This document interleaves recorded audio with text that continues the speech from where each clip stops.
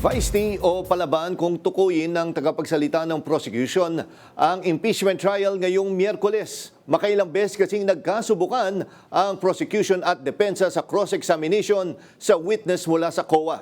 At live mula sa Senado, may umarangkadang balita si Mari Ocampo. Mari.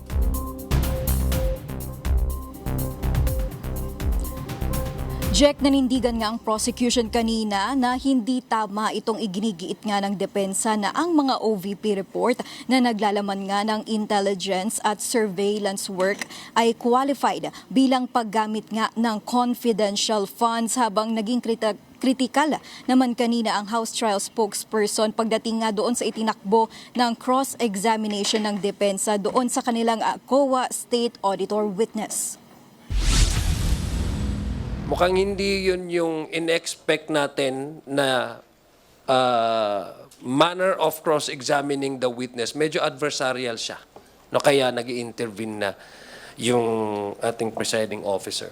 Ito na lamang ang nasabi ni House Trial spokesperson at Lanao del Sur Congressman Zia Alonto Adjong nang kumustahin tungkol sa nangyaring cross-examination ng defense kay COA State Auditor Sailin del Campo ngayong Miyerkules. Nakailang beses na kasing pumagitna si Presiding Officer Cheese Escudero para i-rephrase ang mga tanong ni Defense Counsel Attorney Christine Ferrer matapos makakuha ng sunod-sunod na objections mula kay Prosecution Counsel Attorney Lorna Kapunan. Naging critical din sina Adjong at House Prosecutor at Bukidnon 2nd District Congressman Keith Flores sa pagkakasama ng expenses ng OVP, kagaya ng tree planting, mga Christmas party at iba pang community-related events sa confidential funds. May confidential funds man o wala, ginagawa pa rin ang mga aktibidad na ito ng bise. Ang mga ganitong bagay para sa kanila ang nagpapahina sa argumento ng defense na kailangan ang mga confidential funds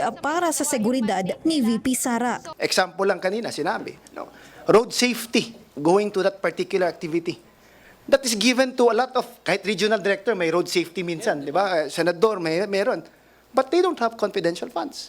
Kinwestiyon ni Adjong ang paggasta ng confidential funds ng OVP para sa mga aktibidad na kaya namang gawin ng isang regular government security operations. Sapat naman kasi ang personnel at resources ng mga ito para sa isang regular police work. Kaya nga gustong makita ng COA ano yung mga nagawa ninyo na outside of the regular police work.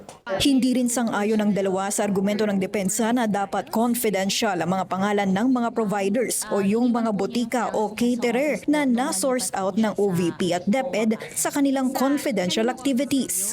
It's the office that buys the supply and gives it to that person who gave the information. So paano mo re-reveal yung identity ng confidential informant, di ba? So there's no need na idaan mo pa sa AR lang. Naging madiin din sila sa mandato na ibinigay sa COA. For God's sake, what you have used there to buy these supplies are public funds. And the only agency that is constitutionally mandated to audit any transaction, government expenses, na using taxpayers' money is COA. Jack, kanina nga tinawag o itinaas ni Lead Defense Counsel Attorney Sheila Sison itong isang post sa social media ni Prosecution Counsel Attorney Amando Ligutan tungkol nga doon sa misleading question exchange ni na Attorney Ferrer at Attorney Kapunan kanina sa punong balitaan nga matapos ang trial. Sinabi ni House Prosecutor at Bicol Saro Congressman Terry Ridon na sa kanyang palagay hindi babagsak sa sub-judice rule ang naging post ni Ligutan na may paalalang hindi pinapaya ang misleading questions sa isang trial.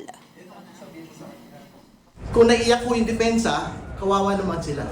Hindi ho, but it is not within the sub-judice rule. So, I think it is out of place. Dapat itabi ng pong presiding officer ito pong pag-iyak ng depensa dito po sa bagay po na ito. Giit pa nga niya, wag sanang i-gaslight ang mga Pinoy sa kung anong sinabi dahil malinaw aniya sa transcript ang sinabi ni Attorney Ferrer sa mga panahon na iyon. Para kay Ridon, mas dapat pag-usapan ang mga naging komento ni VP Sara sa labas ng trial. Kagaya na nga yung aligasyon niyang gawa-gawa lamang ang mga ebidensya laban sa kanya. Para kay Ridon, kine-question na nito ang kredibilidad ng korte. Sa kabila nito, rerespetuhin nila ang magiging desisyon ng Senate Impeachment Court at kung ano ang mga katanggap-tanggap na mga salita para sa dalawang partido. Pero giit niya, importanteng malaman ng mga Pilipino ang itinatakbo ng paglilitis. Jack? Yes, Mari, ganito, no? Na-interview ba si Attorney Ligutan tungkol dun sa sinasabi niyang post? Na-monitor mo ba kung sakaling nagbigay na siya ng pahayag tungkol dito? Jack, kanina matapos nga yung trial, merong ambush saglit itong si Attorney Ligutan at ayon nga raw sa kanya, wala namang malis ay yung kanyang pag-post na iyon. Ay, yun lamang ang kanyang nasabi kanina, no? Maikli lamang at mukhang sa Lunes pa natin maririnig talaga yung buong panig ni Attorney Ligutan. Jack? Oo, baka pag pinahaba pa niya, sagot niya, baka lalo siya mapapagalitan sa Lunes. Again, maraming salamat, Mari Ocampo.